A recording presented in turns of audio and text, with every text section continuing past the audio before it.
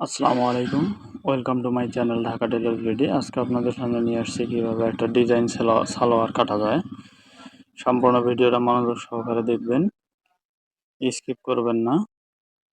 অবশ্যই মনোযোগ সহকারে দেখলে কাটিং করতে পারবেন। সর্বপ্রথম দেখতে পাচ্ছেন যে 2 ভাঁজ করা কাপড়টা, এরপর আমরা 4 ভাঁজ করে নিব। এভাবে খোলা সাইডটা সামনের দিকে রাখবো এবং আমার দিকে দেখতে পাচ্ছেন বদ্ধ সাইড। সুন্দরভাবে বিছিয়ে নেবেন যাতে কোনো প্রকার কুচি টুচি লেগে না থাকে। এরপর সুন্দরভাবে একটা দাগ দিয়ে নেবেন সোজা করে, আঁকা বাঁকা কাপড় সোজা করার জন্য। এরপরে 1/2 ইঞ্চিতে আরেকটা দাগ দিবেন। এটা হচ্ছিল বেল্টের সেলাইয়ের জন্য। এখান থেকে আপনারা নিচের দাগ থেকে 6 ইঞ্চিতে বাদ দিবেন, কারণ আমি 6 ইঞ্চি নিব হচ্ছিল বেল্ট পট্টি। এটা একটা ছোট সালোয়ার, আপনারা চাইলে 7 ইঞ্চি বড়দের জন্য নিতে পারেন। এরপর লাম্বা নিব, লাম্বা থেকে আমরা 7 ইঞ্চি যদি কুচি দেই তাহলে আমরা 6.5 ইঞ্চি বাদ দিব। যদি 8 ইঞ্চি কুচি দেই তাহলে 7.5 ইঞ্চি বাদ দিব। দিয়ে এভাবে মার্ক করে নিব। নেওয়ার পর এখানে আমরা হাই নিব। ফিতাটা যে অবস্থা আছে ওই অবস্থা আমি 26 ইঞ্চিতে দাগ, 26-এর অর্ধেক 13.5-তে দাগ দিয়ে নিলাম। যেহেতু ছোট সালোয়ার, আপনারা বড়দের জন্য 15-তে দাগ দিয়ে নেবেন। এরপর এখান থেকে আপনারা যত লুজটা দিবেন, আমি এখানে 14 ইঞ্চি দিব, এজন্য 7.5 ইঞ্চিতে দিয়ে নিলাম। প্লাস আরো 1/2 ইঞ্চি নিলাম সেলাইয়ের জন্য। আর এখানে আমি একটু কমিয়ে দিলাম, এই কারণে এখানে 1.5 ইঞ্চি ভেতরে একটা দাগ দিলাম। এই যে এখান থেকে 1.5 ইঞ্চি ভেতরে, কারণ হচ্ছে এটা একটু কমিয়ে দেওয়ার কারণ ছোট সালোয়ার, এই জন্য। না হলে আপনারা পুরো বহরটাই দিয়ে নেবেন বড়দের জন্য। ঠিক এভাবে মার্জিন করে দিবেন, সুন্দরভাবে মার্জিন করে নেবেন। মার্জিন করে নেওয়ার পর কাটিং করে নেবেন।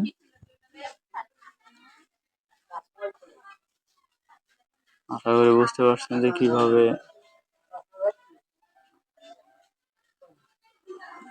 মেইন পার্টটা কেটে নিলাম। এরপর আমরা কুচির পার্ট কেটে দেখাবো, বেল্টের অংশ কেটে দেখাবো। দেখতে পাচ্ছেন যে এই যে কাপড়টা,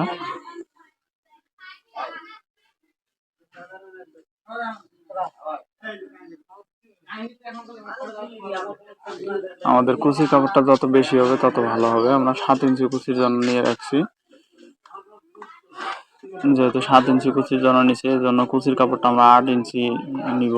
8 ইঞ্চি এর জন্যই নিব। নিচে 1/2 ইঞ্চি মোড়ানি দিতে হবে এবং উপরে জয়েন্টের জন্য 1/2 ইঞ্চি, এর জন্য 1 ইঞ্চি এক্সট্রা নিতে হবে। এবং কুচির কাপড়টা লম্বা আপনারা যত দূর নিতে পারেন, কাপড় যতটুকু আছে ততটুকু নিয়ে নেবেন, কারণ কুচির কাপড় যত বেশি হবে যত ঘন কুচি দিবেন তত সুন্দর দেখা যাবে। এদিকে আমি 8 ইঞ্চি নিয়ে নিলাম, দেখতে পাচ্ছেন। এদিকেও সমান করার জন্য, সোজা করার জন্য 8 ইঞ্চিতে দাগ দিয়ে নিলাম। এরপর সোজা করে টেনে দিলাম। আপনারা ঠিক এভাবে কাটিং করে নেবেন। এটা একটা চমৎকার ডিজাইন, আশা করি কাটতে পারবেন। এখান থেকে দেখতে পাচ্ছেন আমার কাপড় ততটুকু আমি নিয়ে নিলাম। এখানে সম্ভবত প্রায় 40 ইঞ্চির মতো কুচি হয়েছে এক একটা পায়ে। এরপর দেখেন যে এটা আলাদা করে নিলাম। এটা হচ্ছে কুচির কাপড়। এরপর আমরা বেল্টের কাপড় নিব। আপনারা বেল্টটা চাইলে আগেও কেটে নিতে পারেন, কুচির কাপড় কাটার আগে। আমি এখন বেল্টের কাপড়টাও কেটে দেখাবো। আমরা বেল্টটা নিব 36 ইঞ্চি। 36 ইঞ্চি বেল্ট, তাহলে এখানে যেহেতু ডাবল পার্ট আছে, আমরা এখানে 18 ইঞ্চি আরও 1/2 ইঞ্চি সেলাইয়ের জন্য নিব। আর আমরা 6 ইঞ্চি নিছিলাম হচ্ছিল বেল্টের জন্য, আর এখানে রাবার এবং জয়েন্টের জন্য আরও 2 ইঞ্চি এক্সট্রা করে নিলাম। নিয়ে 8 ইঞ্চিতে দাগ দিলাম। দাগ দেওয়ার পর সোজা করে নিলাম। সোজা করে নিয়ে এটা কাটিং করে নিব, দেখতে পাচ্ছেন। আমাদের কাটিং করা হয়ে গেছে। এখন দেখিয়ে দিব যে কীভাবে পার্টগুলো জয়েন্ট হবে। আর যারা এটা যে টিকেনগুলো দিয়ে নেবেন সুন্দরভাবে রাবার লাগানোর সুবিধার্থে। এই কাপড়টা আমাদের এক্সট্রা, এই যে কাপড় হয়ে গেল। আর এইসব সালোয়ার কাটতে অবশ্যই আপনারা কাপড় একটু বেশি নেবেন। বড়দের জন্য 3 গজ পরিমাণ কাপড় নেবেন, ছোটদের জন্য 2 গজ 4 গিরা হলেই হবে।